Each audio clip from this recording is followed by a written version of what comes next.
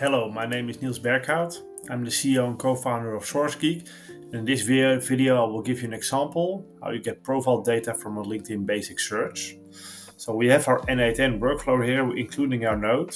And what we want to do, we want to get information from a LinkedIn search, get the profile information, and place it in a Google Sheet. So in the start, I have my basic search here with my company and the two people here on board.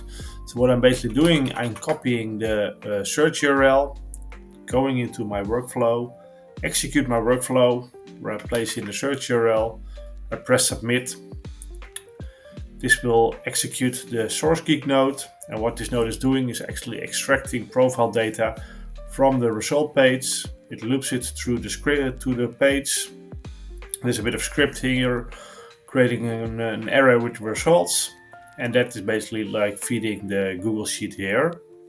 So I got my Google Sheet here, which is empty right now. The node is running, and when it's done, you will see information there, the same as what we see on the LinkedIn search results page. So the workflow is done right now. It went through all the items. 2 items were inserted into the Google Sheet. What you can see is these 2 people here are the same what I get back from my LinkedIn search. Thank you very much.